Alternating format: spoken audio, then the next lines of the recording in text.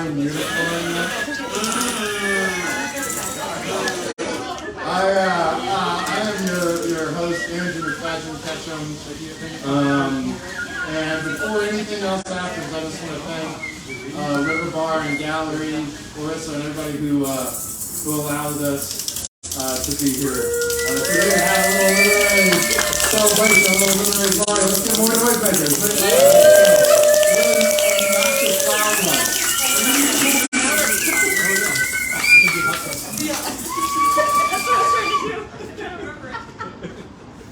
So, this has started off very, very well. We are, at 7:35.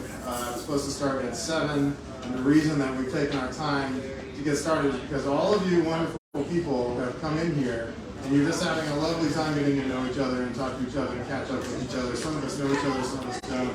So, when anybody puts on any kind of event, the greatest fear that they have, I'm projecting on literally everyone who does this, but I think we all know what it is, that no one will be there. We don't have that problem, motherfuckers. Give yourself a round of applause.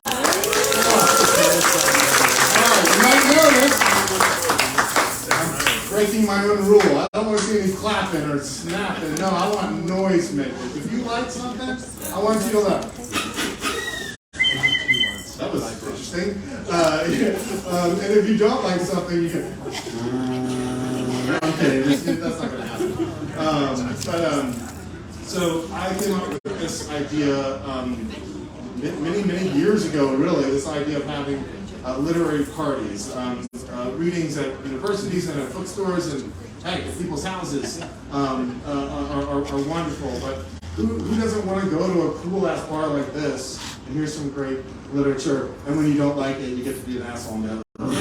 There's nothing better than that, okay? Again, don't actually do that, please. So, that was, the brainchild of this was just to make literature, more fun, and to bring together not just, 1 or 2 or 3 or 4 people, but to bring it together as many people as you can in a reasonable span of time to celebrate the work that they put together, but more than anything to celebrate them as human beings who put this work together and put it out there. So I'm pretty thrilled that for the first time I've gone out pretty independent, I got nobody behind me. It's on me to make this happen, and y'all have really helped me get folks out here and get the word out. And so one more time, give me some noise.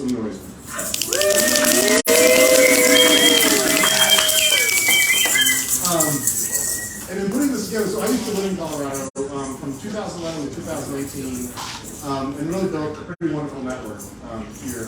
And it's lovely to come back.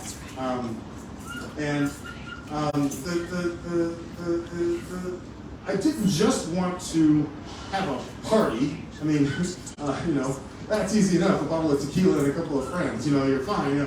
I wanted to have an event that was a party, but that also represented a interesting cross-section of the state geographically and socioeconomically. There are people here who are professors, there are people here who don't do any of that kind of stuff. There are people here who have published. I think the winner, that's a terrible way to put it, the person with the most books published has 11 published. There's someone who's going to read tonight who has literally never read on a stage like this before in their entire lives. Think about the courage it takes to do that. So that's what I'm interested in doing. I want the hot people and all that stuff, but I want the people who are new to this, who are, trying to figure out how to do what I'm trying to do. So, without further ado, right, and I'm not going to read any bios. I'm not going to tell you, y'all want to get up here and talk about yourself? It's cool, but I'm not going to read any bios. I'm just going to introduce you. So we're going to have 6 readers, little intermission, 6 readers, and we'll be in and out of here in 60 seconds, right? Okay? All right, last but not least, give me some more of those noisemakers. Come on now.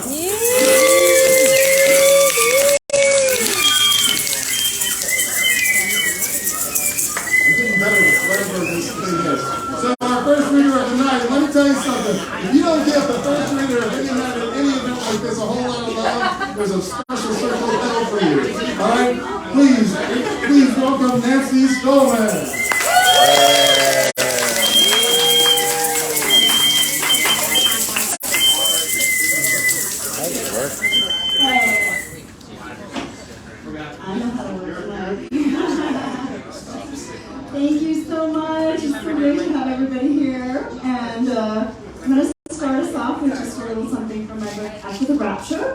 which just came out in March. And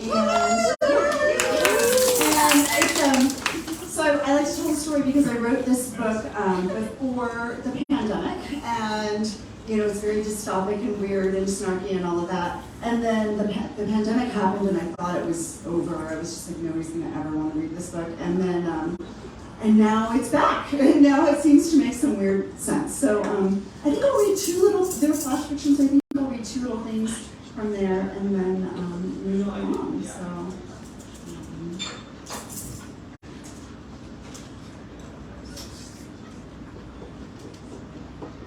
I went into Walmart for a bag of ice.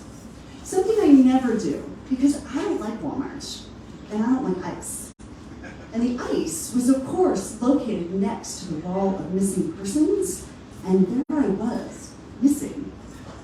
My picture, the one I got for my passport last year, was hanging next to an artist's rendition of what I would look like now, 1 year later, which was basically the same, but with longer bangs, which was exactly what I did look like. I stood there confused, reading my height and weight. It said I was last seen in Walmart 1 year ago, probably when I also needed ice. There was a number for information, so I called. A woman answered. Missing persons hotline, she said. I want to report a sighting of a missing person, I said. Where? Here, at Walmart. It's me. I mean, the missing person's me. I'm not missing. I'm right here. I don't know what's going on. She sounded unconcerned. Well, it definitely says that you're missing. For nearly 11 months. Where have you been? I haven't been anywhere, I said. What have you been doing? I've been, doing regular stuff. Who reported me as missing? All information from sources is kept anonymous, she said. You must understand why. People might be afraid to come forward if they had to give their names. Well, can you report me as not missing now? Sure. We'll need you to come down to the police station for fingerprint matching, though. I showed up at the station, and they sent me to the missing persons wing. I sat in the lobby, and it seemed like everybody was staring, looking at my picture on the wall, then looking back at me. One woman finally approached the receptionist and said in a whisper, I want to report a missing person sighting. I can hear you, I said. I'm not even missing. There's been a mistake. They took my fingerprints, confirmed my identity, and then thanked me for coming forward. It's because of citizens like you that we're able to recover people who might stay missing, she said, handing me a wet wipe for my inky fingers. I went back to Walmart a week later to see if they removed my poster, but it had only been updated. Last seen in Walmart. Please call with any information.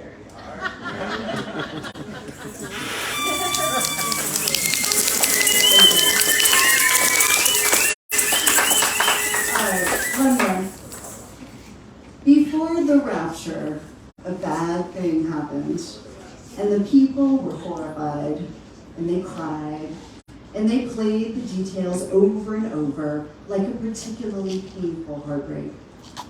And someone decided that a memorial should be built, and everyone should wear red. And once a year, everyone wore red and remembered the bad thing, and that seemed right. The next time a bad thing happened, people decided it was only fitting to designate another color, white this time. And so people wore white, and some people wore red and white together to show how the two bad things were connected, and that also seemed right. But the bad things just kept happening. Soon, the primary colors were gone, then the secondary colors. The newest tragedies were forced to come up with creative coloring like teal or lavender, and soon it expanded beyond colors.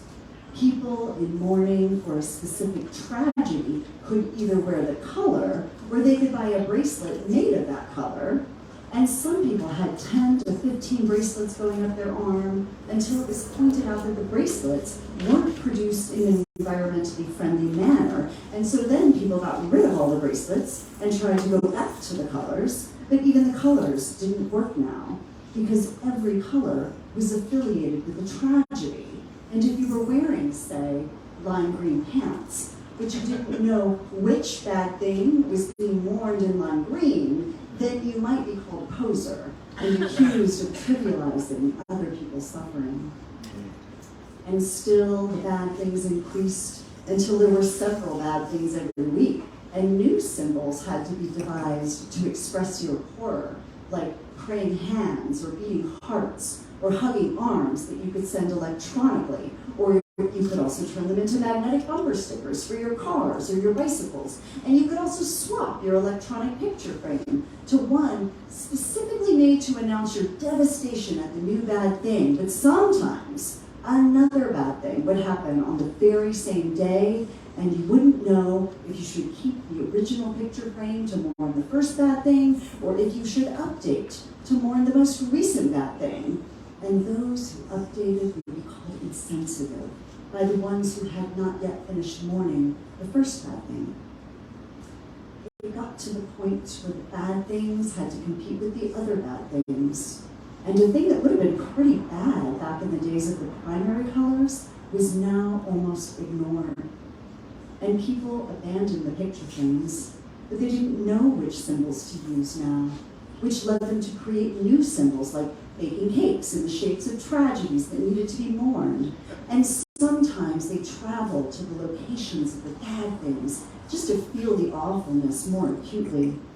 And they became jumpy, like children in volatile households who were trying to read the signs and see the next bad thing approaching. And so sometimes they would see regular things as bad things, and they would jump at the sight of prayer hands, or beating hearts, or hugging arms, until they became numb, and the bad things just kept happening, that they were out of colors, and they were out of ideas, and so eventually they did nothing. Thank you.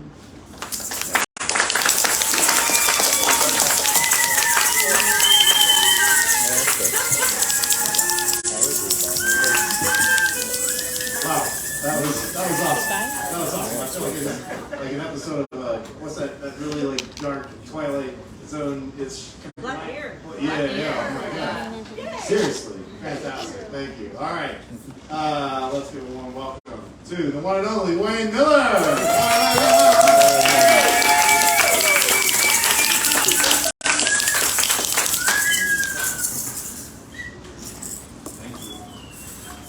hate reading episodes, it's funny. And it's particularly bad because I also didn't know the move would be this. So I got very down poems. So here we go. These are two poems from, I'm just going to read two poems. They're from my next book that comes out in 2025.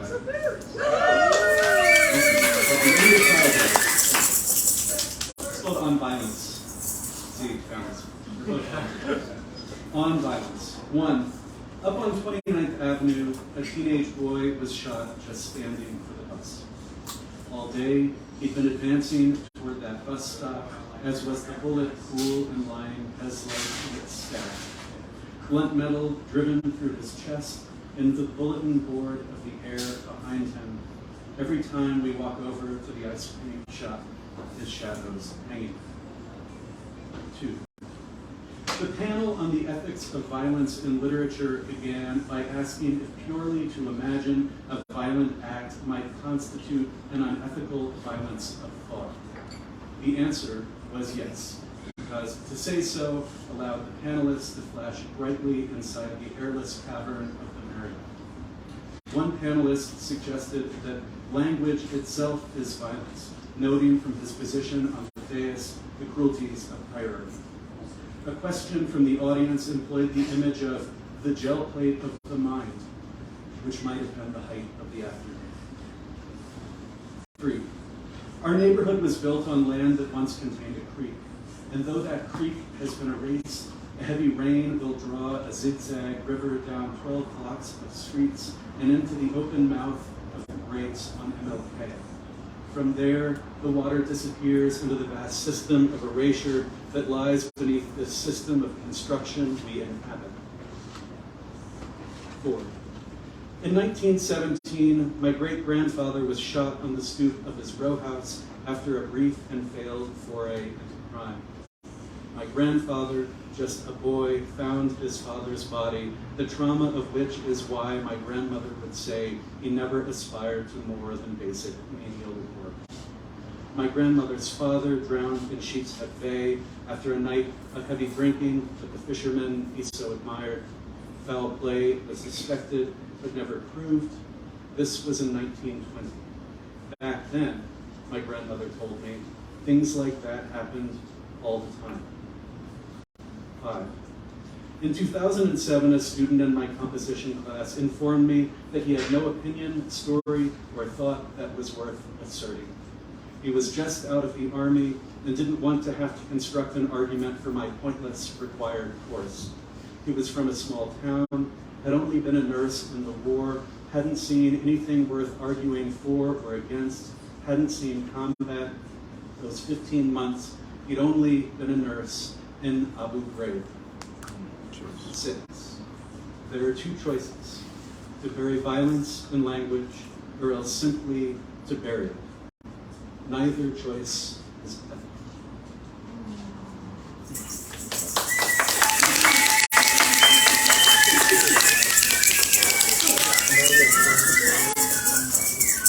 And this one is just one sentence, but it's a long sentence, I apologize. On aesthetics. Here the boy is 15, when his father's friend Paul, 6'6" and seething because his music career ended 25 years ago, and ever since he's taught middle school, calls the boy a little prick, a little piece of shit, because Paul has tried to play a Stan Getz album for the boy, and the boy has looked bored after saying something vague about the prog bands he likes. And so Paul rises, rocking with the ocean of anger inside him, and tells the boy that little shit to stand up and face him. And the men have been drinking on the deck for 4 hours, and the boy is terrified. And then the boy's father, a foot smaller than Paul, lurches into the man's hulk and tells him not ever to fucking talk to his son like that, not ever. And Paul says the boy is a little shit, but okay, take it easy, and steps back and sorry. And now the father is pacing around the apartment, caught up in the language still surging inside him, when he falls against the table, scudding it across the floor. And Paul and the boy rush over to lift the father and carry him to Paul's bedroom and lay him down, slurring unintelligibly. And the boy is frantic because maybe his father is having a stroke, a heart attack. But Paul goes into the kitchen saying not to worry, he's seen this sort of thing before, and holds up the nearly empty fifth the father has chugged. And this is where the boy wants out, wants to leave, but there's no place to go. He's caught inside this space. Stan Getz still playing, Paul's saxophone case open, the boy notices beside the table. And I think this is too much narrative, too much play-by-play, which is why I've given up every time I've tried to write it these past 15 years, since before my father died. But now distance provides a useful objectivity, so when I watch the boy lie down beside his father, finally in Paul's bed, I can see the darkness around them for what it is, shared breath, which is what this poem is made of. Thank you.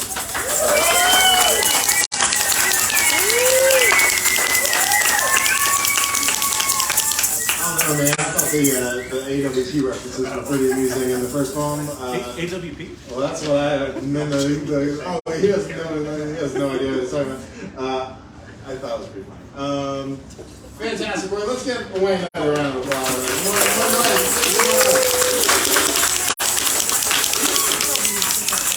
That's the most unenjoyable noise maker of all time. Okay, so not going to read bios and whatnot, but Matthew Cooperman has a book that just came out literally 2 or 3 days ago. You got copies, yes? Yeah? You have them here tonight? Yeah. Okay, I was really worried you'd be like, no, I don't agree. But segue too. So many of us authors have our books over at this table here. Some with instructions as to how to buy, others come ask us. But yeah, don't forget there are books. There are books to buy. And on that note, let's get McFadyen-Ketchum up here. Please welcome him.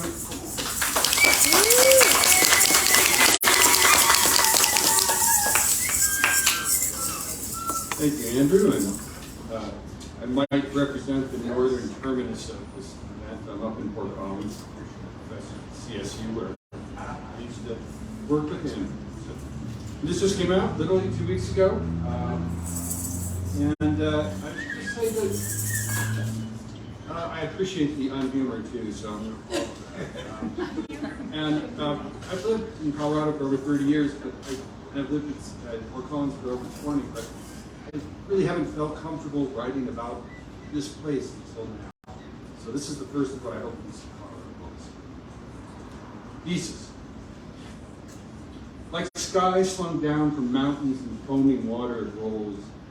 Like mountain scree it rolls and river round in blue drain of gravity. It breaks at its wrists, gathers at its waists, fattens the meadows, swells and eddies and pools of lazy trout. It rolls on from the silver spine of the divide, split at Cameron, peaked at Diamond and Mahler, never summers, snowy, gray walk. It rolls on through canyon body, through glacier body calm.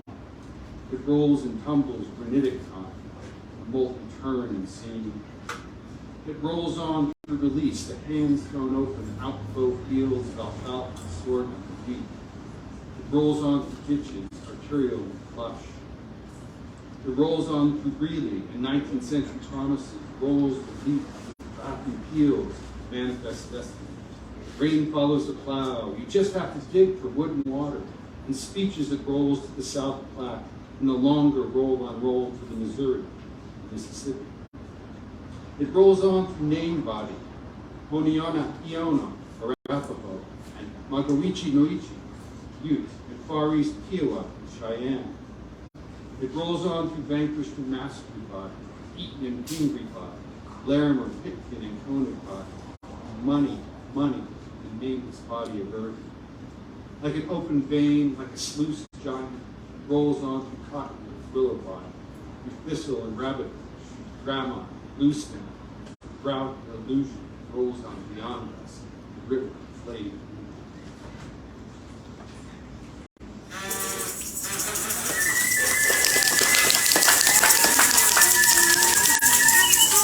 I should say what I'm talking about, this place really is, I'm talking about the Kasha River and the whole bioregion.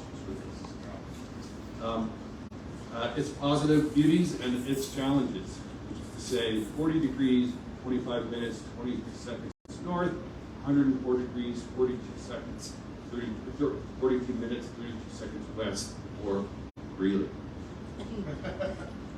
That phenol, these rushes of family extreme, deficit holes for arsenic growers, spontaneous practice, tested near a goat, trade secrets legal that lubricant rub, of mortals a coil of metals and wells, that phenol abortion sensory extreme, heavy near grillers for even the horse, spontaneous poisoning for wastewater spread, extreme de-icing of dust farming roads, heavy metal nosebleed tested the drillers, spontaneous arsenic considered in schools, hospitalized for nosebleeds, even the goat. A year's replacement for suspected rashes, spontaneous wastewater practice for wells, suspected de-icing of horses on roads, families of secrets, tested child near a goat. Perhaps down there metals rubbed that phenol oil. Drillers for deficits died frequently lethal. Trade secrets lubricate sensory holes, spontaneous rashes, spontaneous drillers, spontaneous abortion in and around schools, the suspected senses extreme near children, schools, many legals, drilling, sign down there on oils that phenon, spontaneous mortals, oil to keep it tested.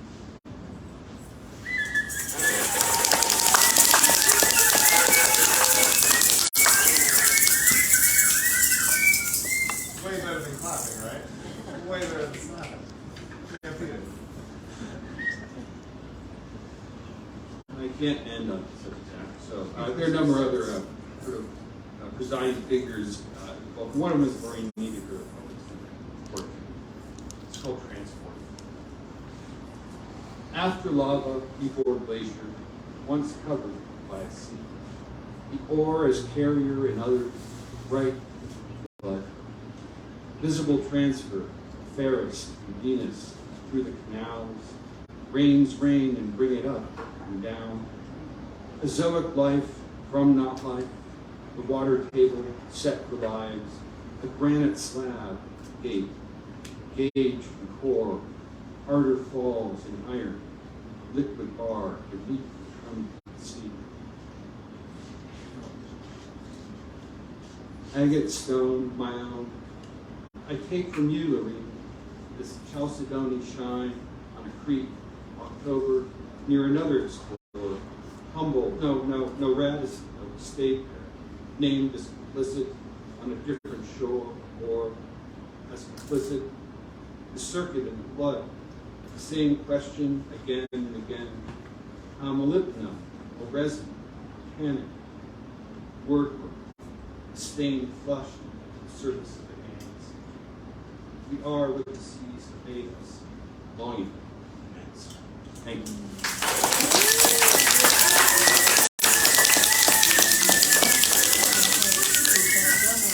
All right, one more round of applause. I know it's like a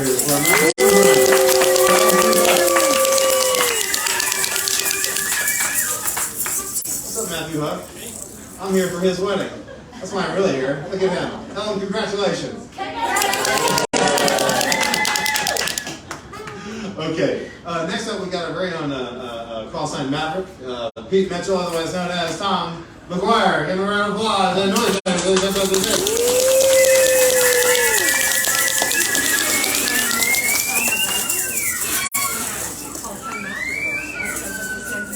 I was in the Air Force, but I didn't have to. I'm afraid of flying. Jeff, I'm a magpie, and I turned into a magpie in this last poem.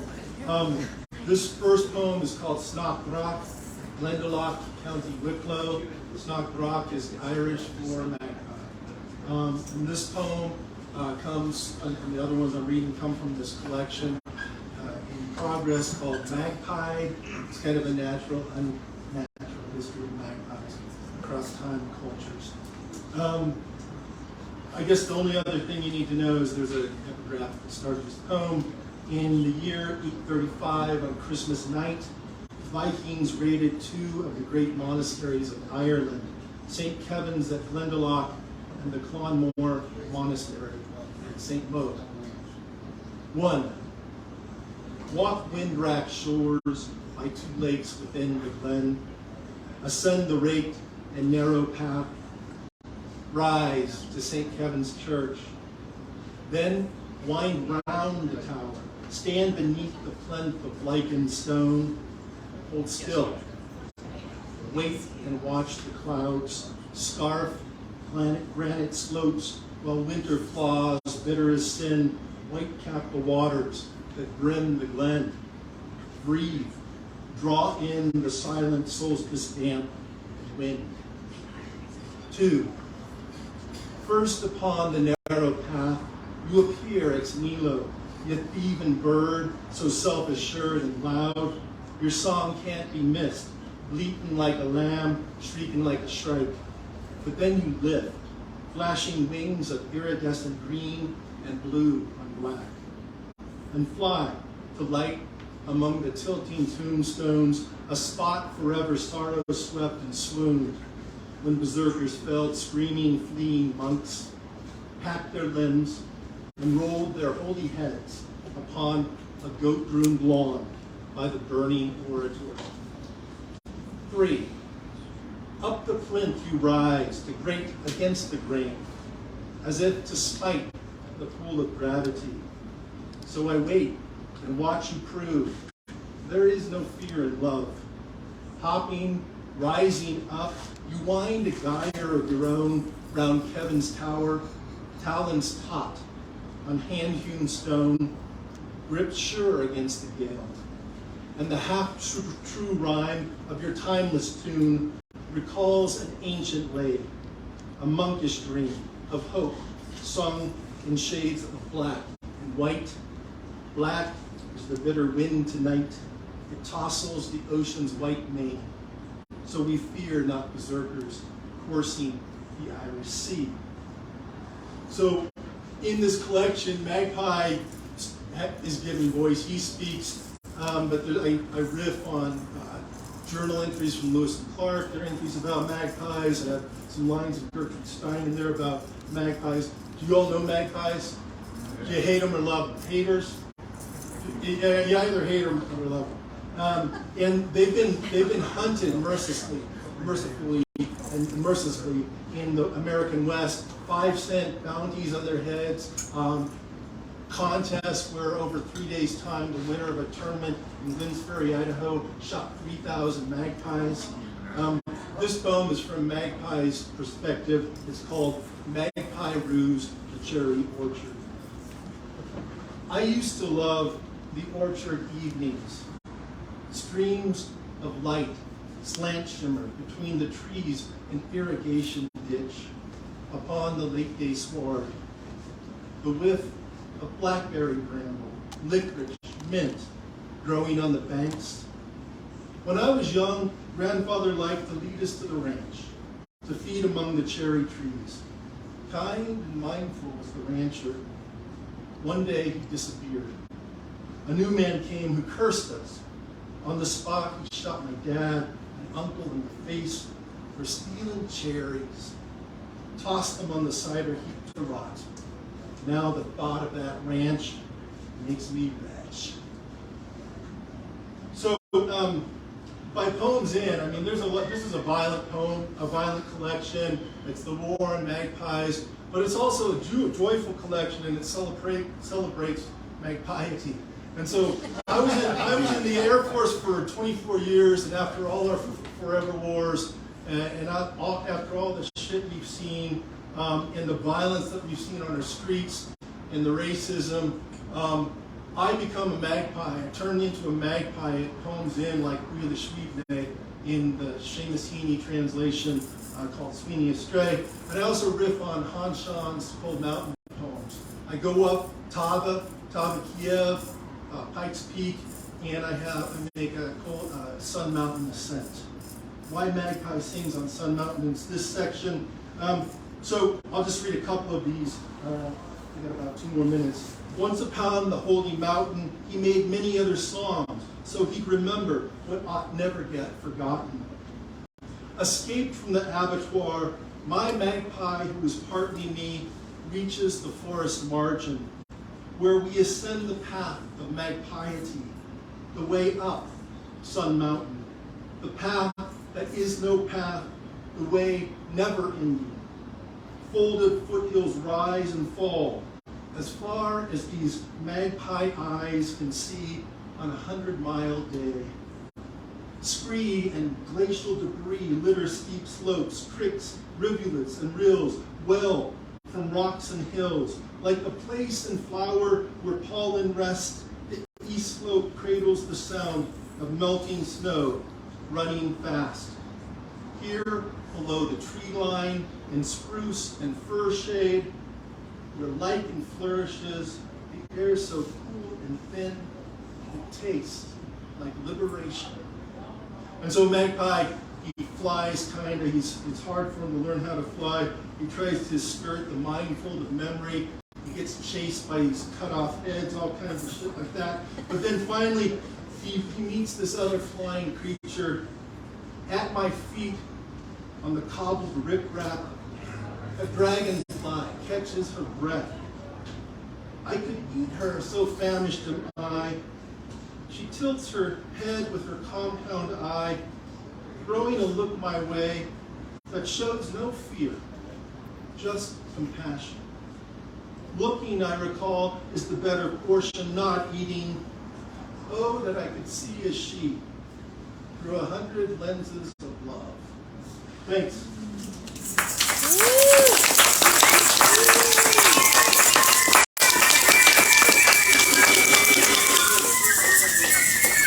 I want to read that book. You should publish that. Make that I'll try out. it. Yeah. No, that's a really exciting idea. I love that. Gosh, who's next? I don't know. Who knows? Lindsay Royce. Everybody welcome Lindsay Royce to the stage.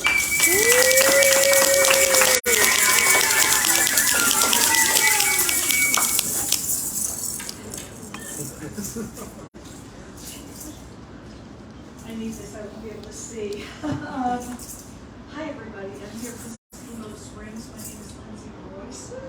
Thanks for organizing this. And I'm enjoying everybody's poetry very much. Toward the mic, so much as you can. Yes. Yeah, there you go. Okay, better. These poems are a downer. They are,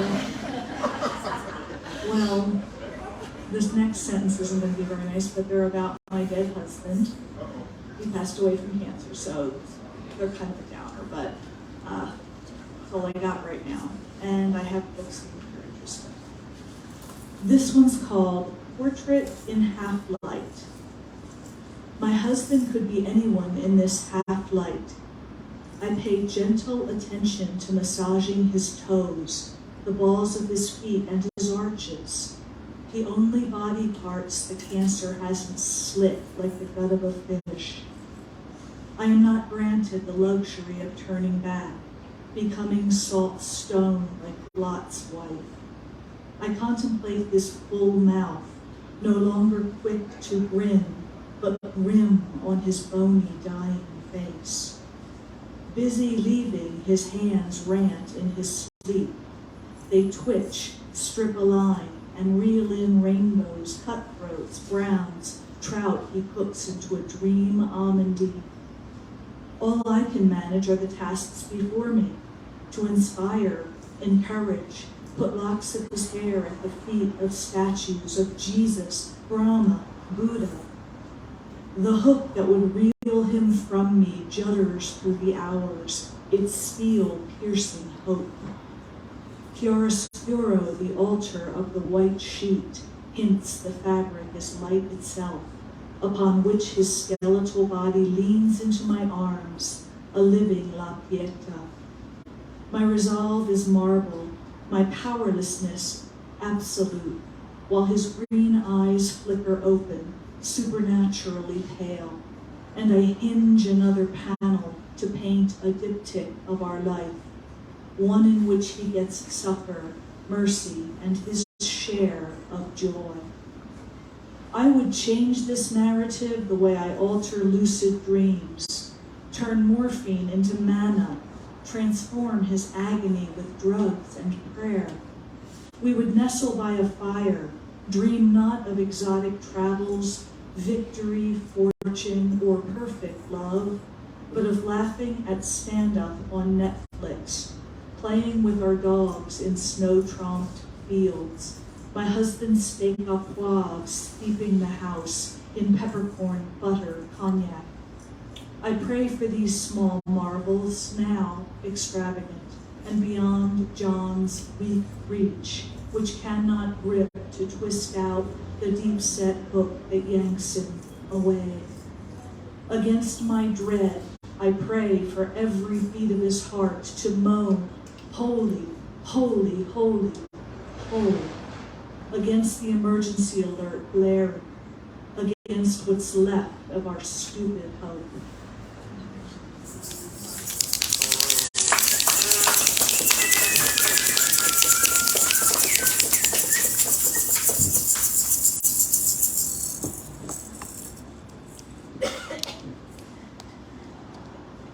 I really am nearsighted, it's pathetic. He used to call me Mrs. Magoo.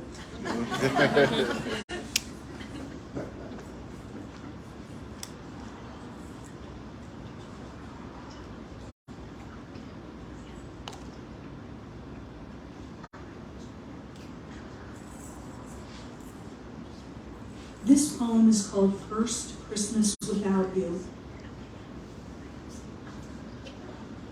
I pass the grapes and loaf to no one, set the teapot between two cups. I tear the heel off your sourdough, dip it into your homemade oil, luminous gold-green pool on a white plate. A yeast of sorrow bloats in my throat. Christmas carols shatter the silence. My red sweater, your twinkling lights, the echo of colors on the curve of a glass. I never understood how much I needed you to sustain me. Under the blanket we lay dying. At the time, I thought it was only you.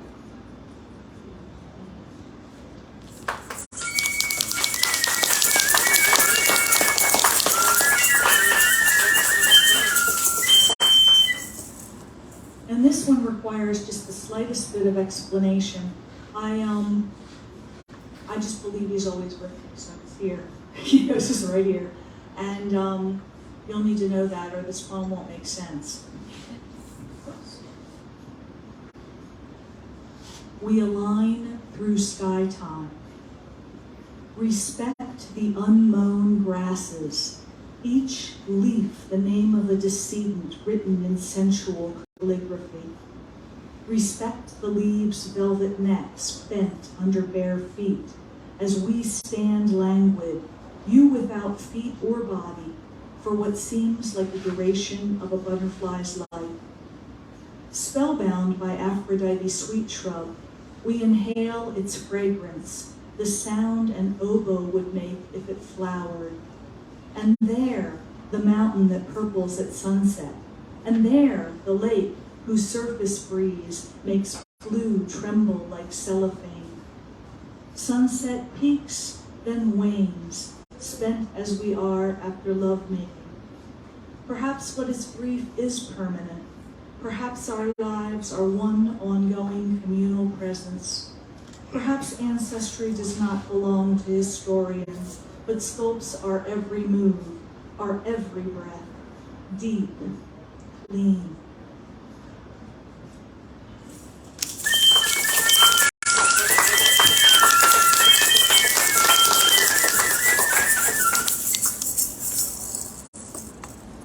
And this is the last one I'll read. It's called Moving Through Air That Is Really You. Silver pine cones praise frost that glitters like salt on mittens. You'd be proud.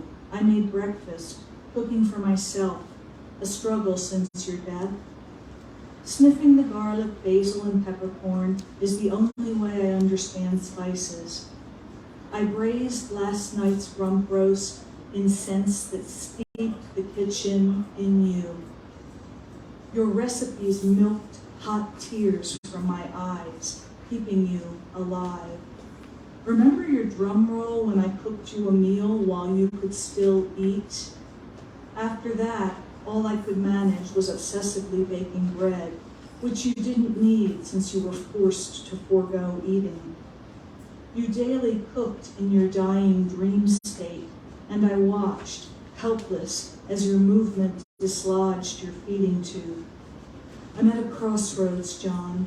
I can keep dying with you or walk on, despite the muddy path of my destiny alone. Tell me how I can fall out of love with your suffering, yet stay in love with you. My feet heavy with the gravity of each step, I don't find balance in motion. Now you're nothing I comprehend, not the dead starling nor the living raven, but maybe you're the burst of light, illuminating the underside of wings. Thank you.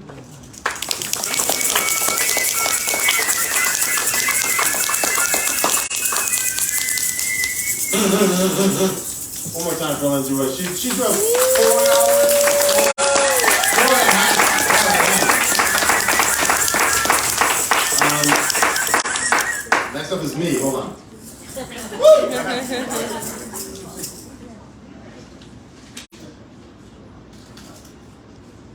All right, so my third book, Fight or Flight, which I am color coordinating myself as. See? Wow. Baby blue. All right, my third book, Fight or Flight, came out in March. You know, I Matthew said, come to my wedding, and I was like, okay, I'll come out to Colorado for his wedding, and hey, why not throw a literary event where I can convince people to buy my book? I've come from a land far away called Tennessee, and I had to bring these books with me. I've got about 10 of them. They're $20 a piece, 2 for $40. And if you buy a copy, I'll give you a high five. But in all seriousness, again, thanks for being here. I'm going to read. So this book is it sort of started when I was just about 17. Thank you. Stuart, was that you? It started when my first marriage ended when I was here, which most people who were friends with me here were like, oh, that was a dark time. And then I went off on this journey and looking for a beautiful woman to marry and her children to raise, and I found her. There she is.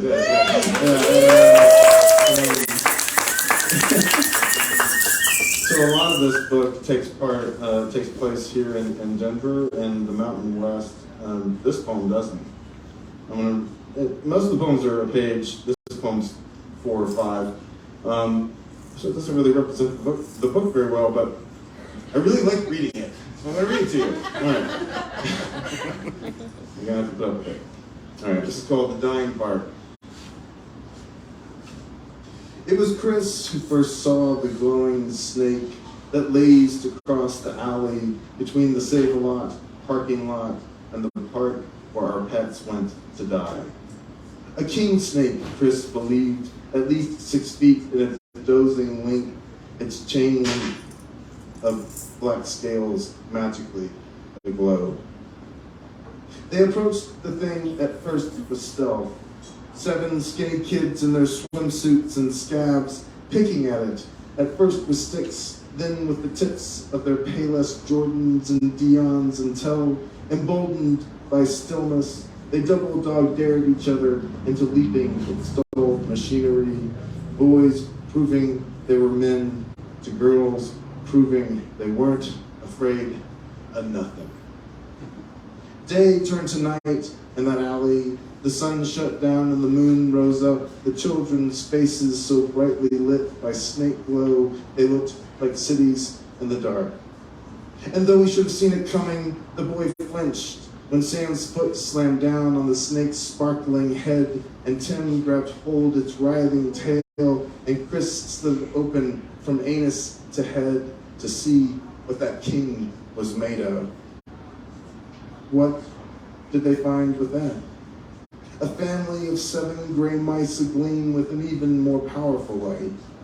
1 mouse per child, they fished each glowing body from snake meat and held them like jewels in their hands.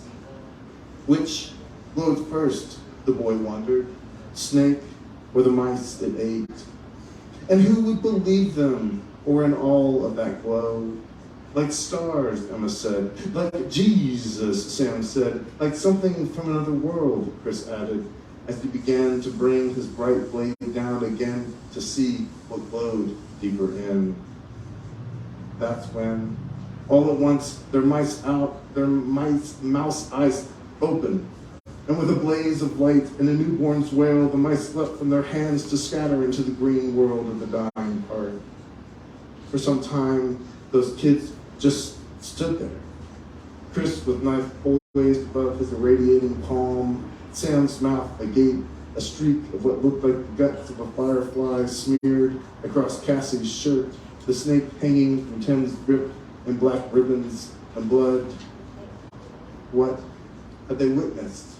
They wondered, as they washed what glow remains from their hands in the creek that flowed between storm drains between Highway 40, that bright substance briefly illuminating the dark water with a seam of light that snaked into the mouth of the sewer system.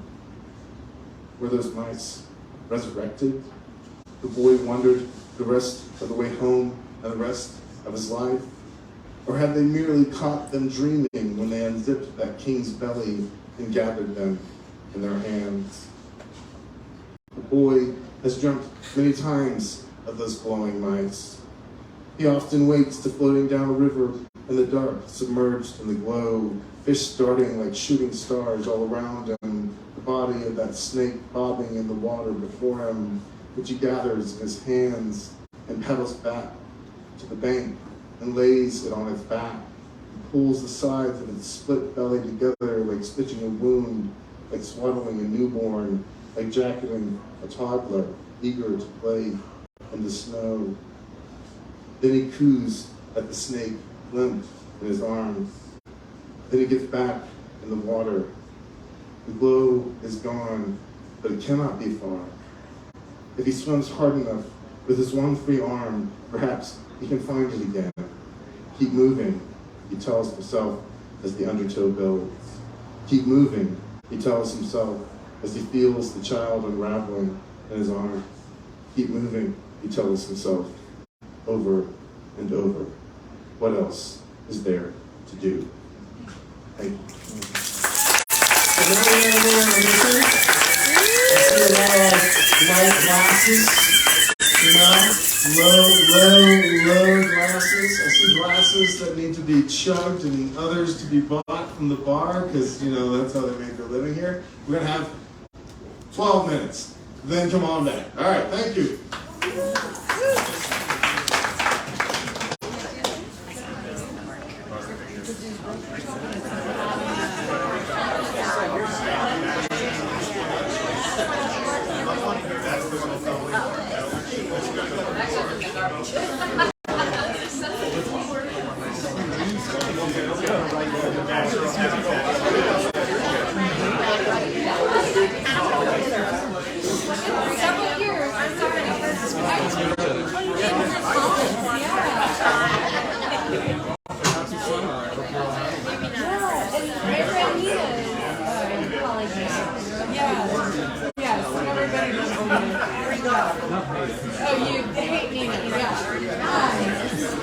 You would love Nina.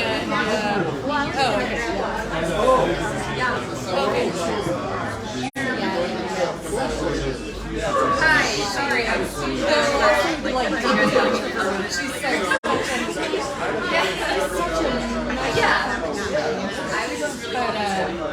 she's so she's really lovely.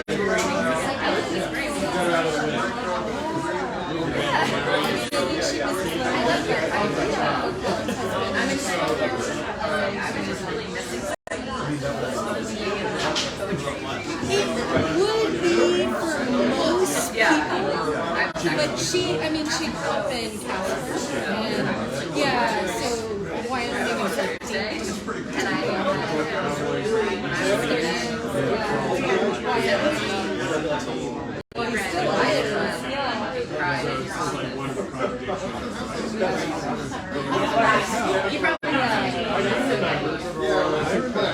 I'm teaching.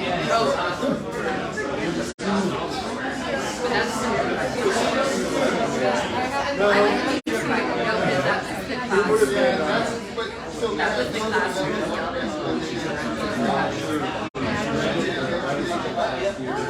That's why he was my favorite teacher.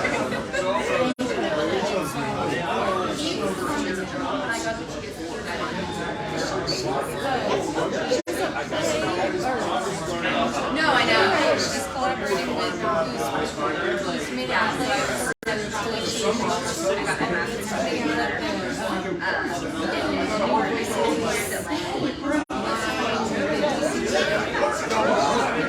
got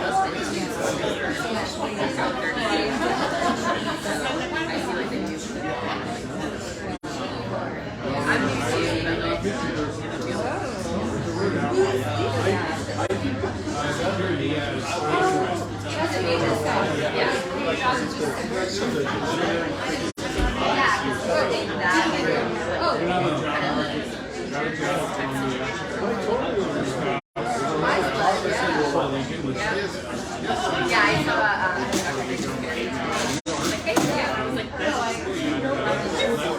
but I'm prior to husband.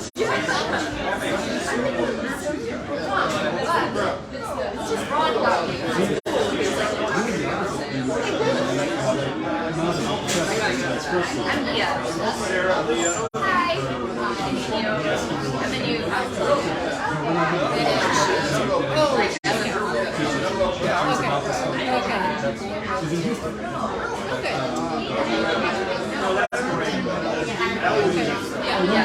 Doesn't seem like It should be in Houston, right? Yeah.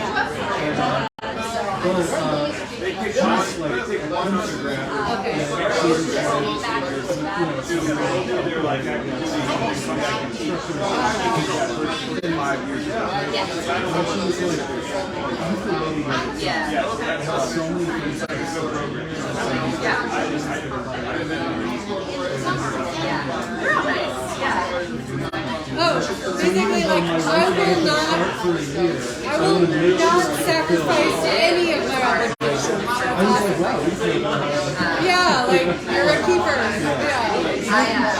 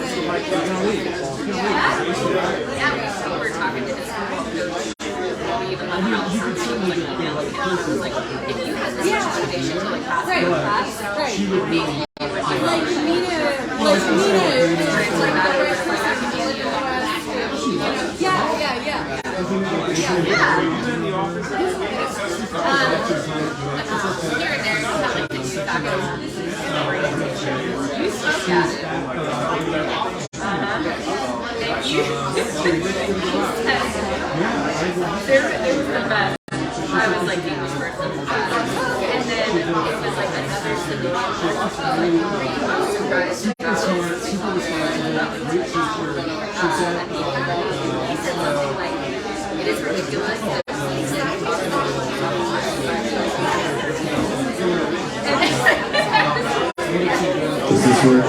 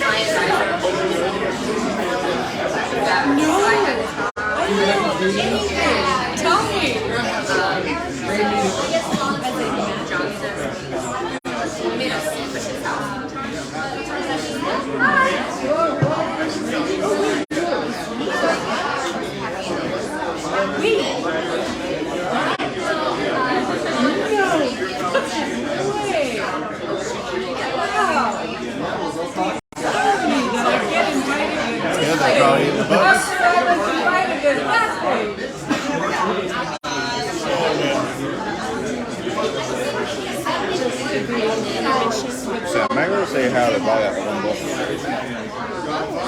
Yeah. Yeah, that's been great. Someone must be happy. It's so cool to see you read. I love that. That's awesome.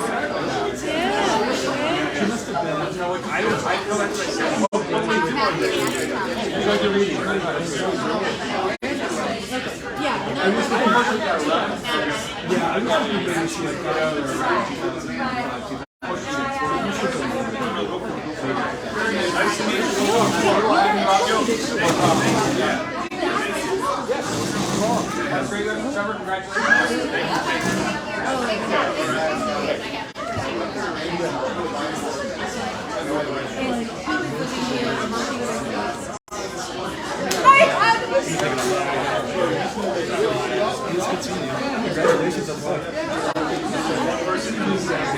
Yeah, dude. Let me know when you're coming back. Yeah. I'll see you later.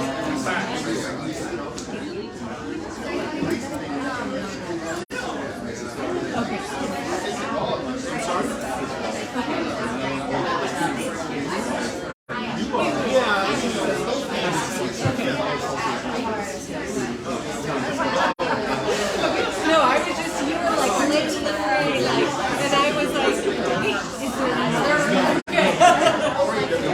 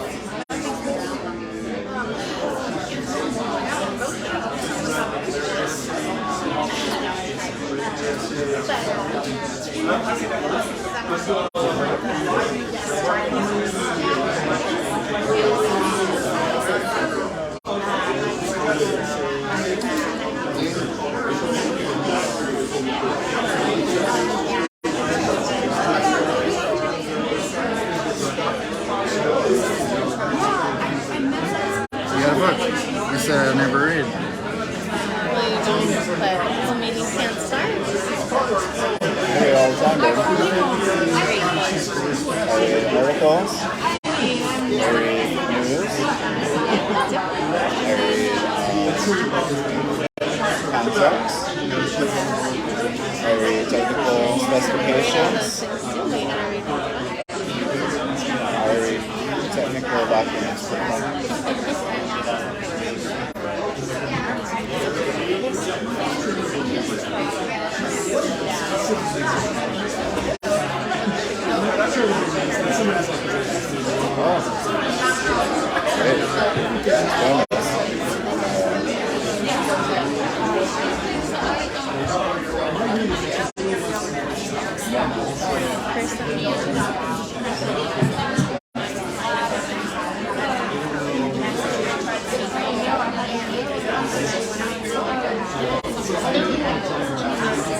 Oh, so I don't know this.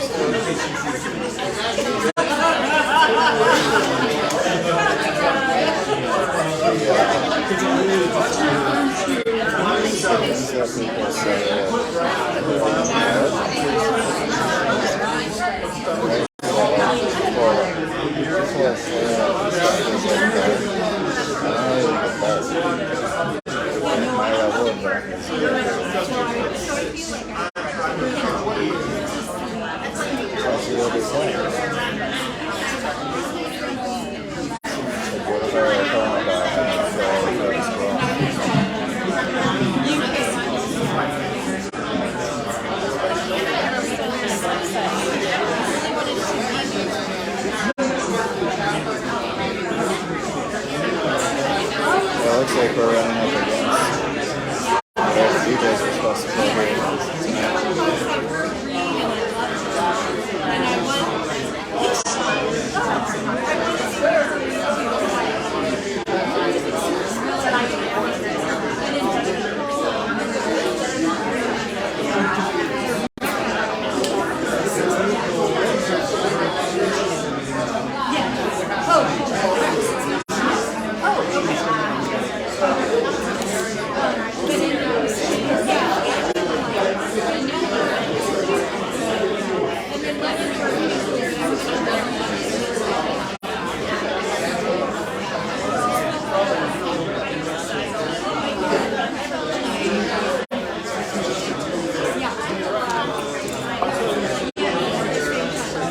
All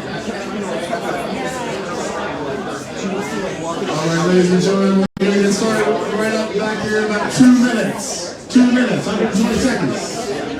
I didn't know she had moved out. I knew she was, but she's still up here. They got rid of all the DJ equipment. How's that? Oh, she's just. Yeah, it's just. Yeah. That looks really cool, actually.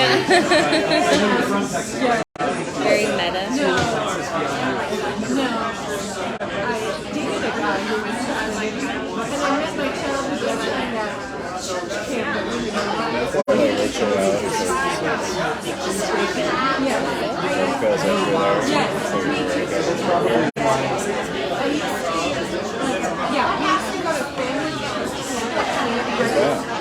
All right, everybody, 60 seconds. Find your seats. Find your tequila shots. Find your noise makers.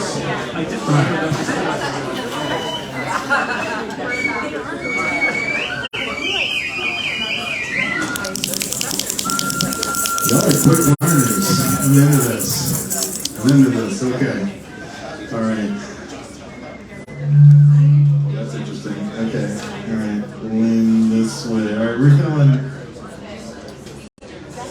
I know. I'm doing so hard. We're almost there. This is the most interesting way I've ever had anybody in a reading. All right, Ruth Ellen, can you turn your screen on?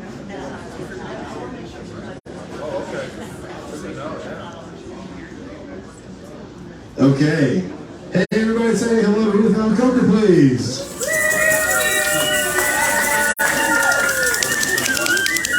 Okay, so Ruth, like, this is the situation. Is that Not see. Okay. hold on. I'm gonna try to adjust it. Can you see them now? Who is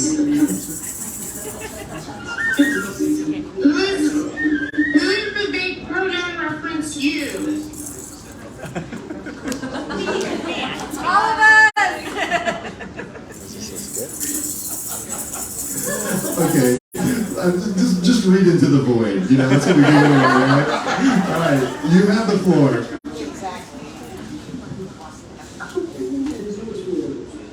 I told Andrew earlier in our correspondences that.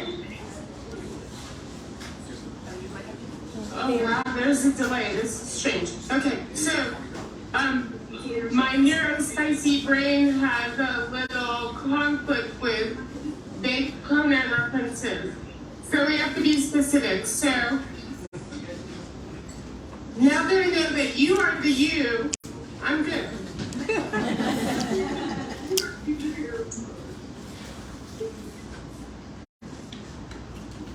Okay, I'm gonna read 4 poems, but maybe 3. From a book that's coming out from on the Dom Press in.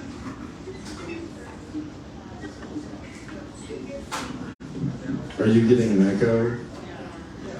Why don't you mute yourself? Ruth. Sound a little funny, okay? So I'm just going to start reading and go all the way through. But thank you, Andrew. I think maybe we should start calling him Magic Man because I don't know how he put all this together. So, thanks so much. Okay, and to honor the anatomy of this book, I'm just reading poems in sequence from the beginning.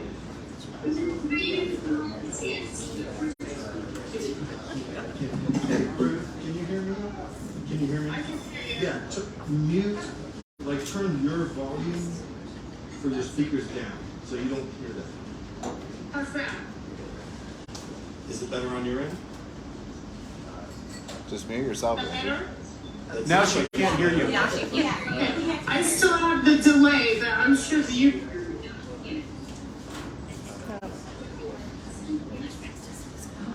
Andrew. Okay, ready?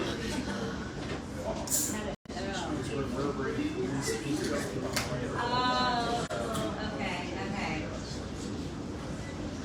Maybe we should mute ourselves. Yeah, Andrew. Yeah, mute your mic. Mute. Okay.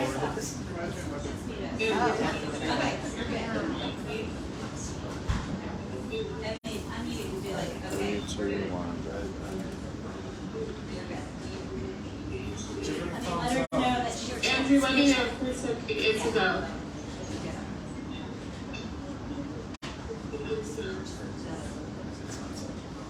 It's a go. You can go. You got it. Okay.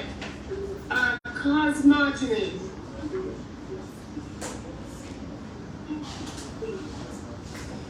I begin with the ocean, floating in the free space of my ribs, somewhere between Ursa Major and Ursa Minor.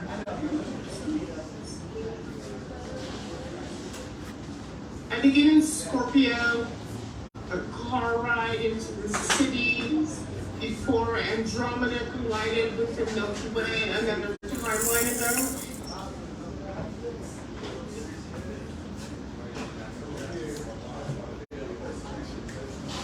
I begin as a cluster of muscadine grapes bursting bloody on their stems.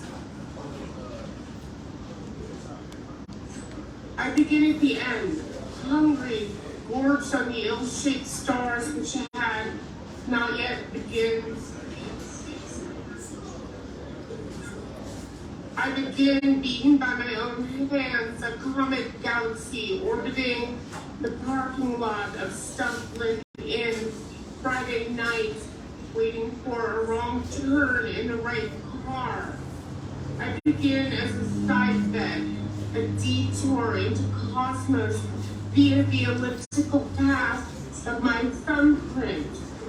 I begin as Magellan's cloud hovering above a cartwheeled galaxy before Magellan imagined himself. I begin as a call into the deep deep, as a black eye begging my way into Medusa merger.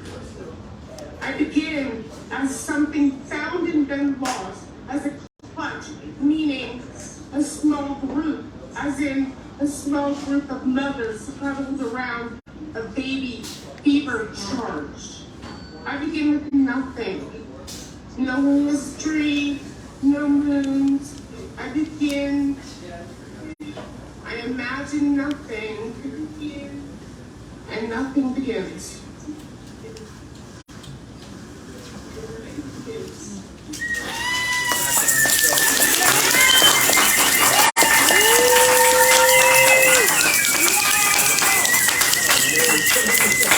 Playing music?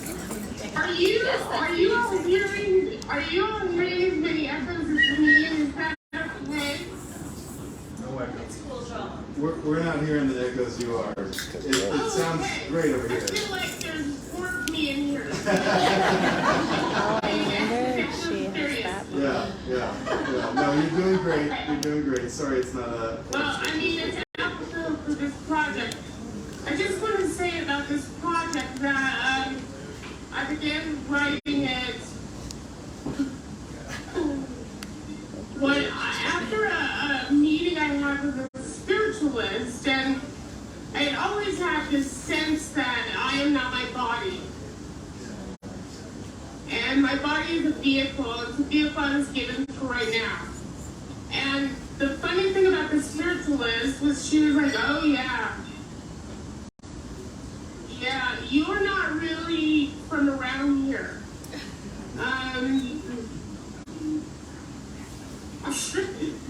You're like, you haven't been here since like first Earth.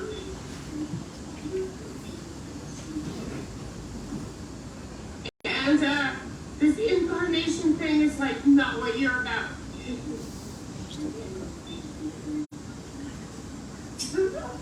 So, here we go. This next poem is the shortest poem I've ever written.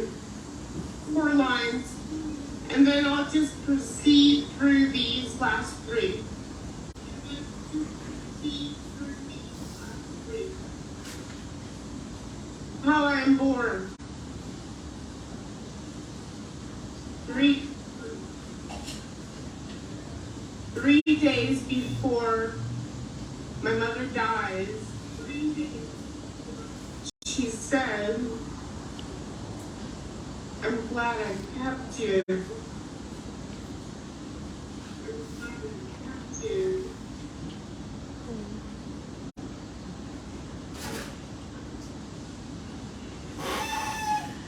Jamboree-Denver.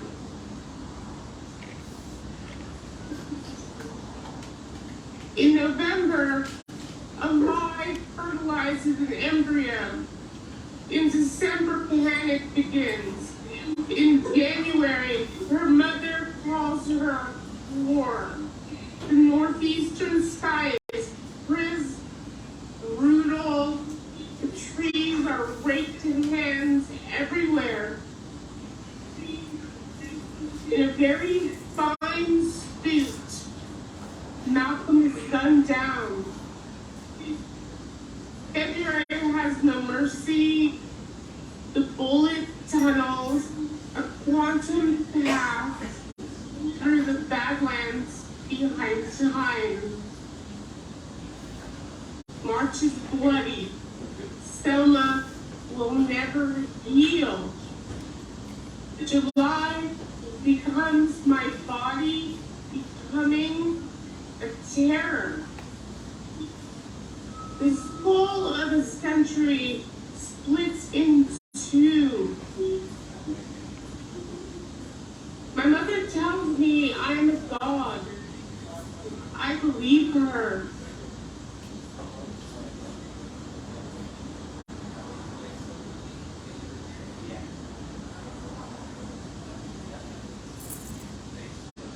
God of ways.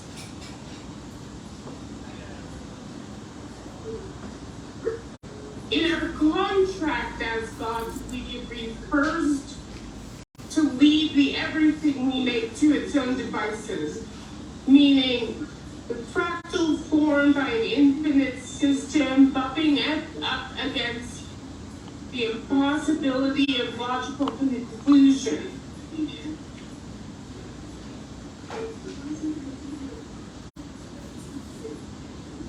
Backwards into space-time, weaving coastlines from the silt of our godly imaginations, which likewise fill a multi-dimensional nothing,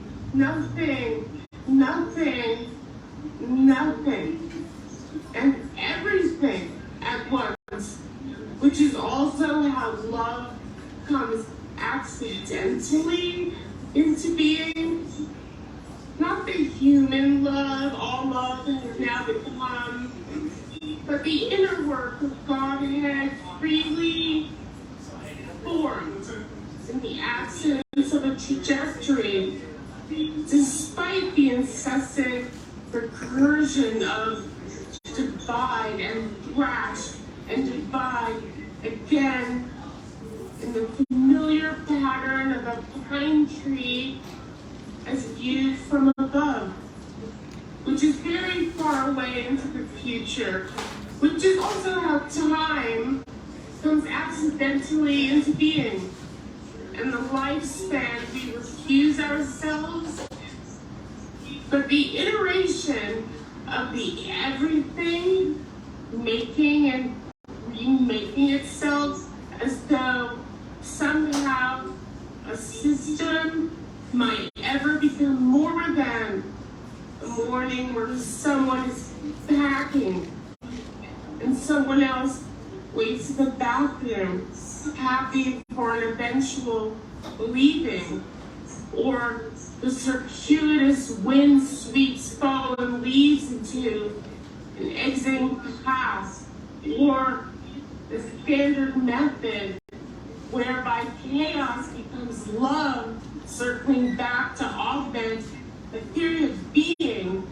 We imagine first as stasis, which is also how the body becomes not so accidentally a meta expression, or syntax again, of want, then want, then want again. Want, want, want again. Thank you.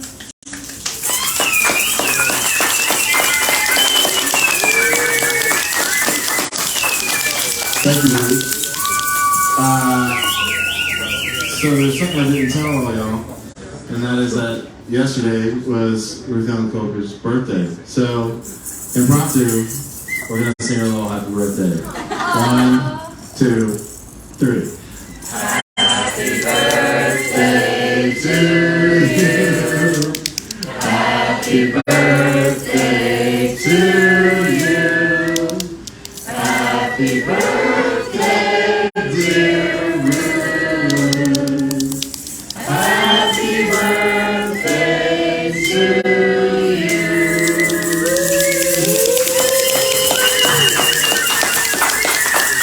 Thank you. Sorry, it was a little choppy. I'll talk to you soon, okay? All right, bye. We gotta go. Bye. I feel like I need to go ugly cry now. Have a great day. Have a great night. Bye-bye. Okay, well, that was the most psychedelic way I've ever shared poetry with anybody in my entire life. Hell yeah, let's get Ruth Ellen Coker another round of applause. All right, Emily, try to do this right. Perez is that's you. Come on, Emily Perez, give her a round of applause. We're gonna see it.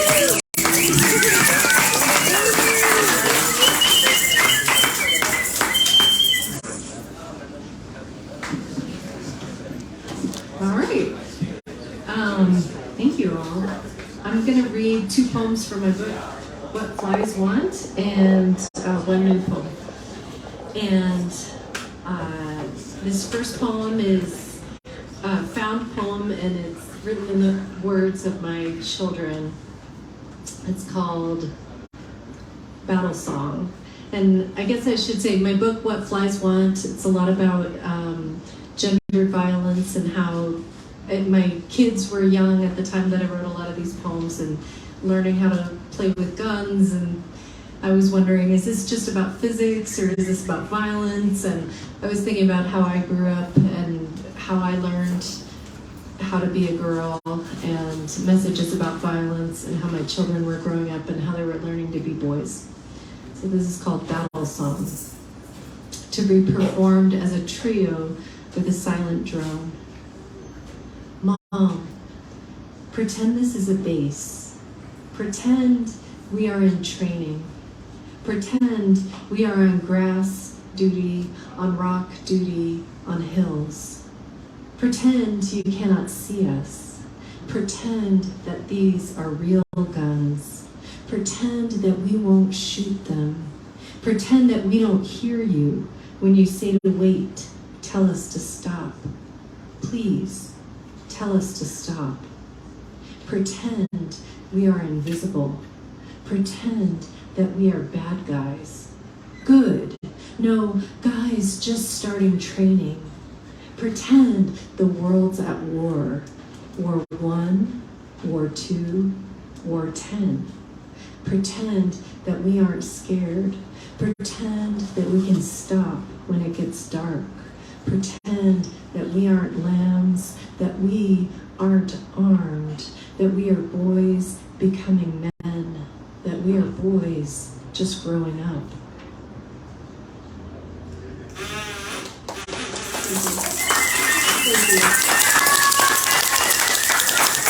All right. This next piece, several years ago, my family went to San Antonio. I'm from Texas. We went to San Antonio for my uncle's 80th birthday. And we were staying at a hotel on the Riverwalk. And I'll preface this by saying my kids were doing these like silly walks into the pool.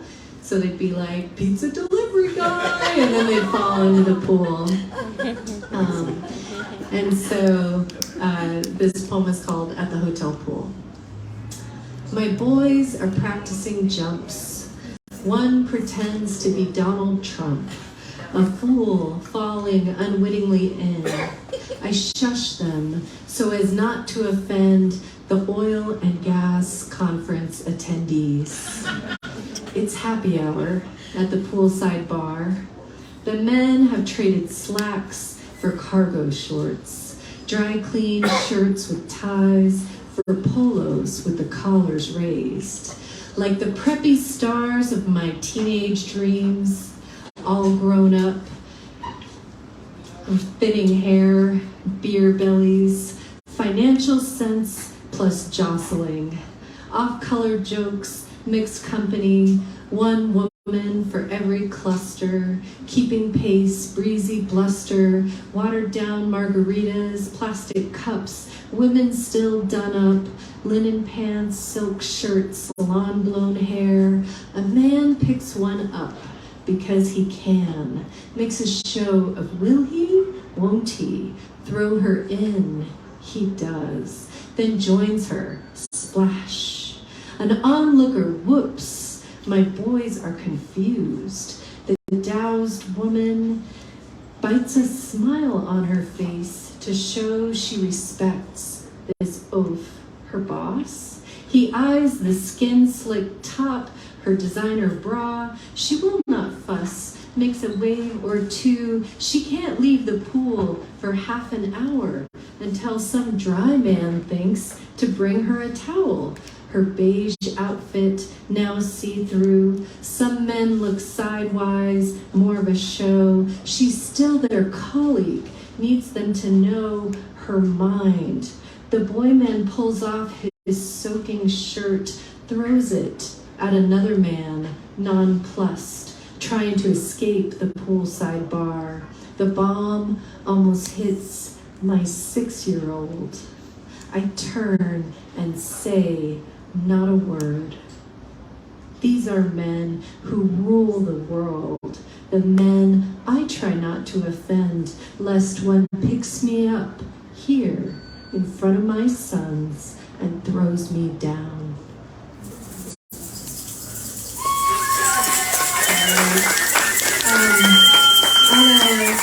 On a slightly lighter note, my new manuscript is about productivity culture, and this poem's called What's a Thing You Can Finish, What's a Thing You Can Fix? I woke with confidence, woke with restlessness, woke with a sense that I must work ceaselessly, that I must not cease the working. If I want breakfast, I must make it. If I want a book, I must write it. If I want a mountain, I must get in the dirt with my tiny shovel, digging the hole it comes from. If my friend says not to tell anyone about her surgery, and yet she posts about it on her many social media accounts, I must be spending too much time on social media, accounting for the things that do not need a counter. The writers say they do not do birthday parties or play dates. The writers say they alienate their friends. There is nothing more important than the doing. There is nothing more to make than the most of time, than the time to have done the most. Thank you.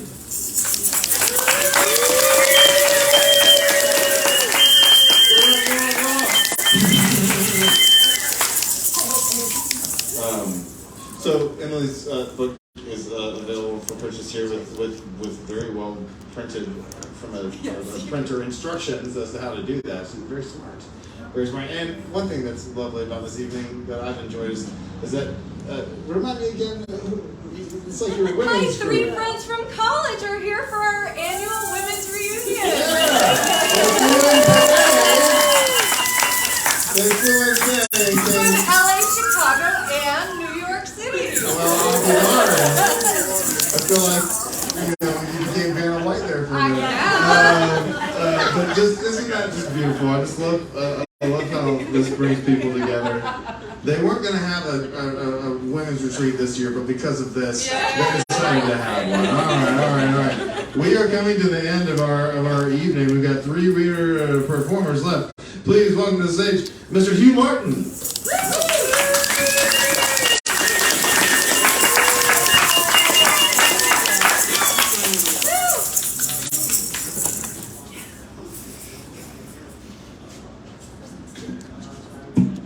Thank you, Andrew, again for putting this on. I appreciate it. It's great to be with all of you. I'm going to read 2 poems, and these, just for a little context, I was in the military. I actually joined the Army about 3 months before 9/11.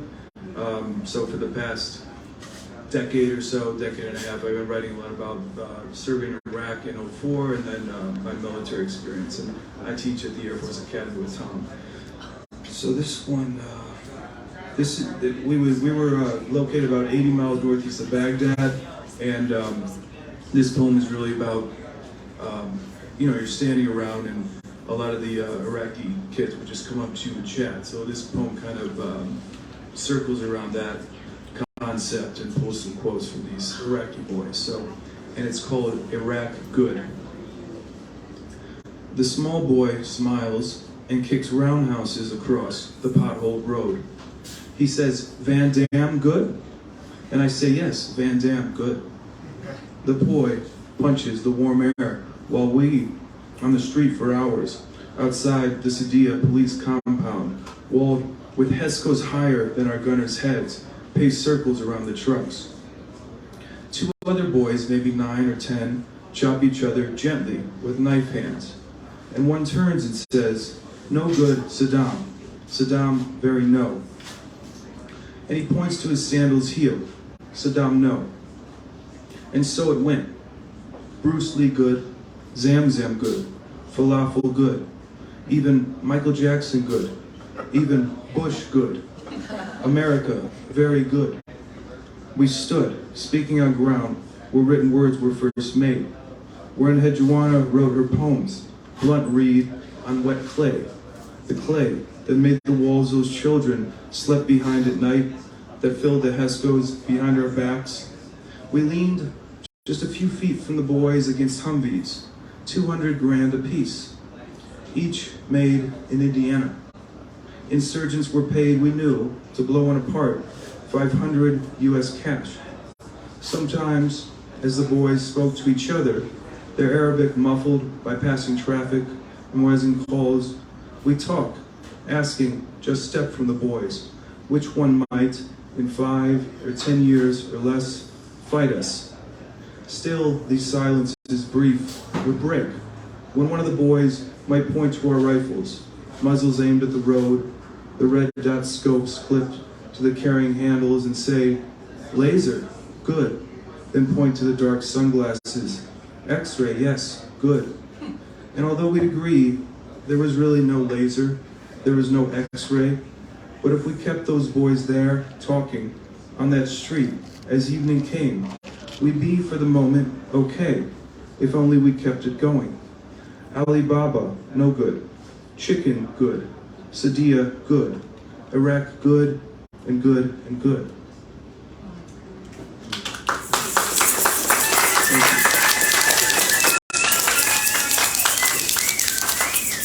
So this is the second to last poem I'll read.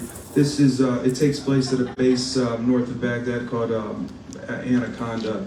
And this is about a scenario that this base was so big, it was miles and miles. It was basically a city unto itself.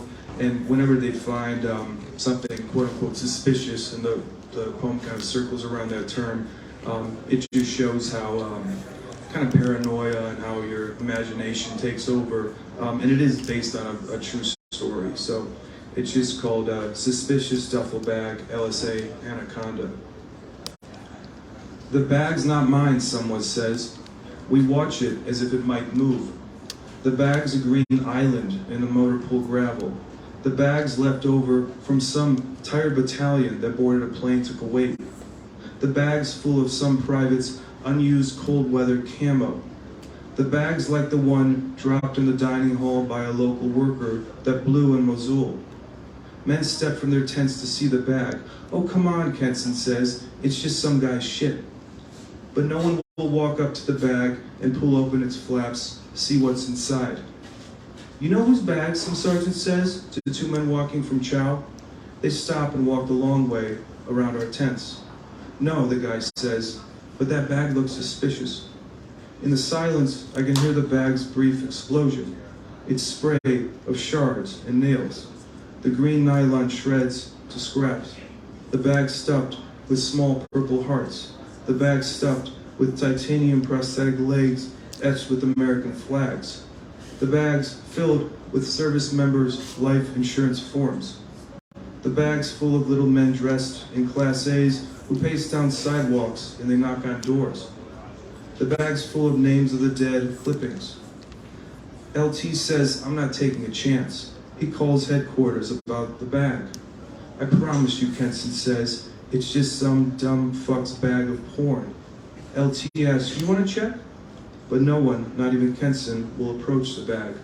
The bag is like the one full of tomatoes we blew in Ballad. The bag's like the shoebox that knocked out Smith. 4 men from EOD order us to back away from the bag. The bag was stolen from the PX. The bag was dropped by a local worker.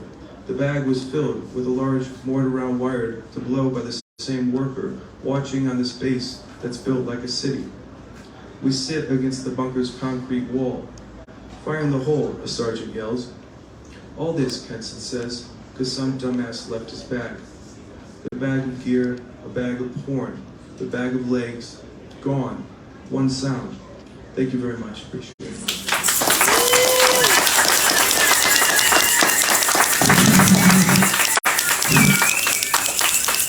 Let's give both you and Tom a round of applause and gratitude for their service to the country. Thank you. All right, we got 2 more talents. Please welcome Curtis Cecil to the stage. Well, that didn't mean it. Welcome to the stage. Come on, man, do it.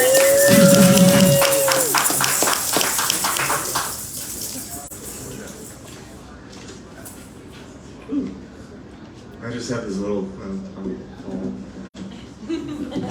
You're as tall as I am. All right, here we go. I'm set. All right, good. That's good. I have this little villanelle. That's all I got. And this is my attempt, I suppose, to capture the boozy dance of a young romance through the streets of New Orleans. And the title, I guess, needs a little bit of explanation. I have this memory of us sitting at a little absinthe bar off Pirates Alley, and we'd had, boiled crawfish and wandered around beignets. We'd been drinking and smoking our way through the city for days. We were sitting in this cafe and talking about, I don't know, William Blake or something, and stepped out into the alley, and I remember a breeze kicking up like right at this moment, and I could hear the sound of jazz, street jazz, carried on the breeze, blowing to us, and everything seemed sort of perfect, right? I felt aligned with the universe, and so I put my arms around her and I pulled her to me and I kissed her, and afterwards she said it was like a gallows kiss, and I was like, oh, that's a little strange. Felt passionate. So this little villanelle is called Before the Gallows. We stalked a feeling, breathless for its sweets, and when we gained, it flitted out of reach. We chased each other through the cobbled streets. Morning pleasures brightened our retreat, with lively bubbles snapping at the breach. We talked of feelings, sipping at our sweets. Some hours parted, others joined. Each day repeats the pattern as you lure me from my niche to chase you through the shining, balmy streets. What whisper do we hear between the beats of racing hearts as each gives speed to each? We stalk a love, all breathless for its sweets. We spurned the cemetery, gorged on treats, learned from spotted cats what jazz could teach, and chased our youth through winding narrow streets. We stalked a love, all breathless for its sweets, and chased each other through forever streets. Thank you.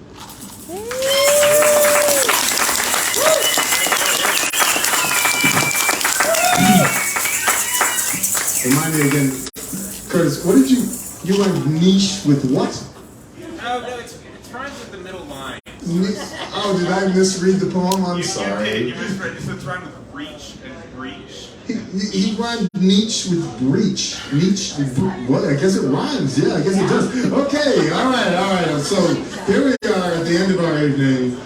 It's been wonderful to be here with you. Last but not least, give the biggest round of applause. She's last, and what can you do? It's Jenny Shea. Come on now.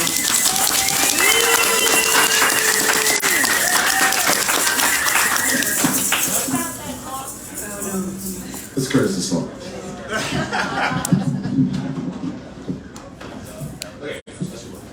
Hello.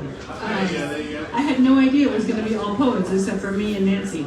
So when we're done, we will have completed a poem sandwich, Nancy and I don't write poetry. I appreciate it though. I write fiction and nonfiction. My first two books, my first book, The Ringer, is a novel, and my second book, Mixed Company, is a short story collection. And I need you to have good thoughts for me because my agent is sending around my novel right now, trying to get it published. Yeah. Trying to get it done. And that novel is about the history of graffiti artists in Denver, starting like in the late 80s. So this is like a good place to be. So I'm taking a little palate cleanser from the fiction. I'm writing nonfiction. This is just a story about something that happened in 4th grade that I wrote like last week. If I'd known I would be up here with so many poets, I would have worked a little more on my diction. Anyway, here we go. Doesn't have a title yet. You can tell me what to call it. There was a kid named Noah in my 4th grade class. He was tall and heavy-set with pale skin and greasy black hair. He suffered from frequent bloody noses, and he always had a dried black plug in his nostril, which I found disgusting. I couldn't look at him when he had the plug. Even though he was the tallest, biggest kid in our class, he was kind of slouchy, so he didn't loom over us the way he might have. Noah had invented his own uniform, black t-shirts and camouflage pants. He looked a little unwashed. It was clear that he would one day affiliate with one of the darker subcultures, though at that age you couldn't tell which it would be, goth, or speed metal, or soldier of fortune. It seemed safe to wager that in a few years he'd be one of those kids saving up for a complicated hunting knife advertised in the black and white ads at the back of magazines. So it was a surprise to meet Noah's father the way we did. One day it was our teacher, Mrs. Julius's birthday, and Noah's dad showed up, dressed as a banana, to sing to her. That was Noah's day job, at least one of them. He was a singing telegram. I'd heard of singing telegrams through the ending of one of my favorite movies that had come out the year before, Clue, starring Tim Curry and Madeline Kahn. In one of the 3 alternate endings, a singing telegram woman showed up at the door and sang, "I am a singing telegram," and then someone shot her. So I knew that singing telegrams existed, but I didn't know they existed like here in Denver in the present day. I didn't know that someone's dad could be one. And I didn't know that they sometimes dressed like oversized pieces of fruit.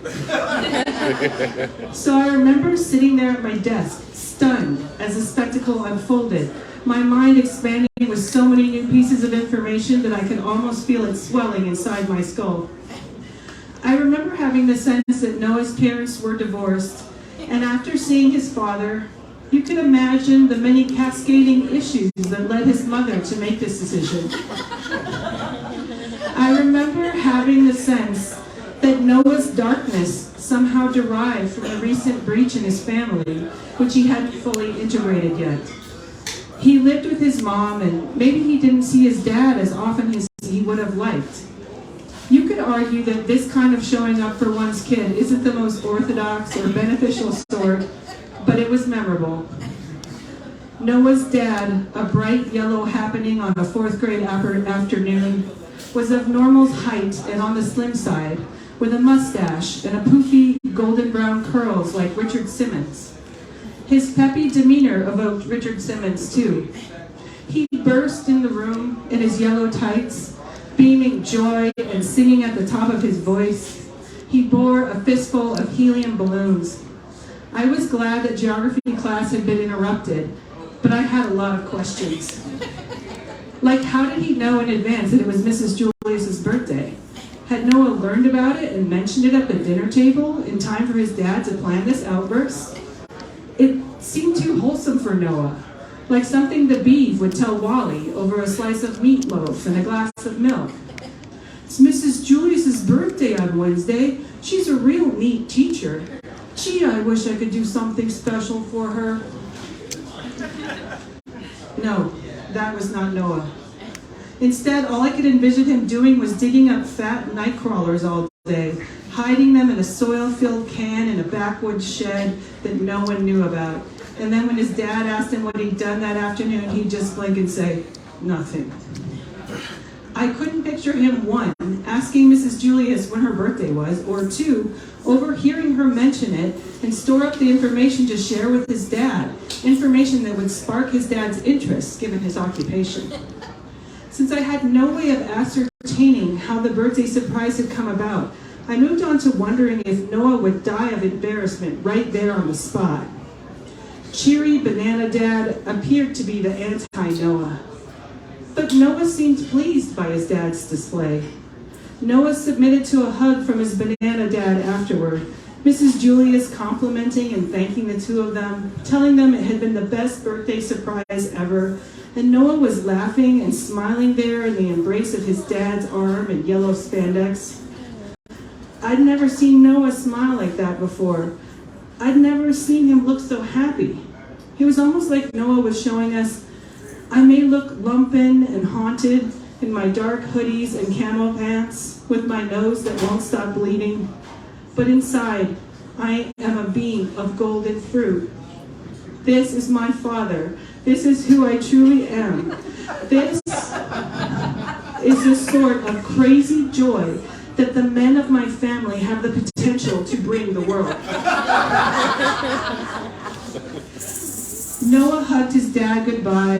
Mrs. Julius tied the balloon onto her desk, and the festivity faded from the room like the last sprinkle of confetti falling softly down after a parade.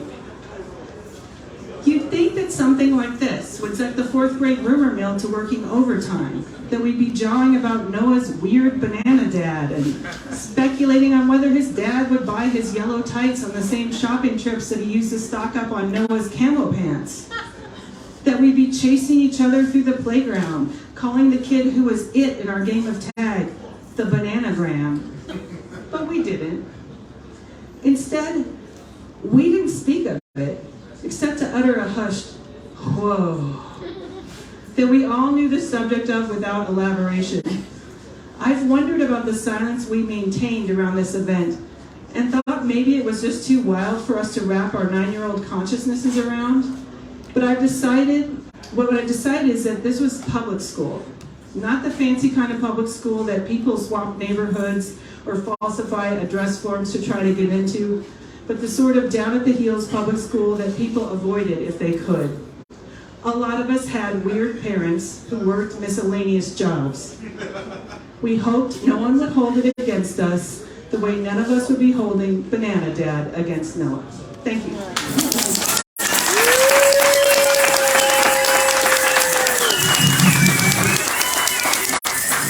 All right, well, we have reached the end of our evening. Give Jenny Shank one more round of noise. And also, round of noise for Nancy Stolman. Give it to her. Come on. Nancy Stolman, well done. Tom McGuire, Lindsay Royce, Senior Megan, Rita Lynn, one more time. We love you. Thank you. Buy our books. Get some more balloons in. That's it.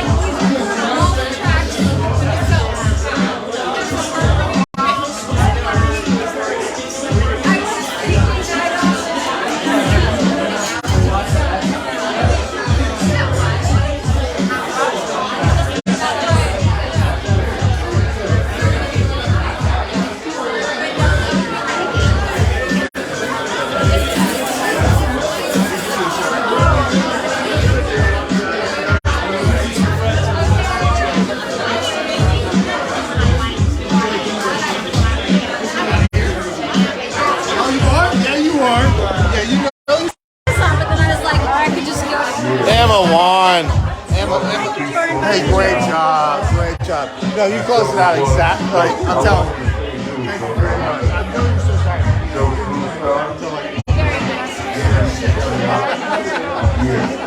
Okay, have a great night. Thank you. Hey, oh, 2 books. All right. Yeah, we got 2 books. sign in tomorrow. Okay, let's do that. Let's do that. Let's do that. Hey, man, thanks for coming down. Sorry about the mix-up, man. 5 o'clock. 5 o'clock. All right, cool. I'll text you the address. Okay, I think you have it already. All right, I'll just double check. When I text it to you, you make sure it's the right address. Okay. All right. All right, I'm trying to get to Venmo because I'm stuck in Facebook here. Let's see.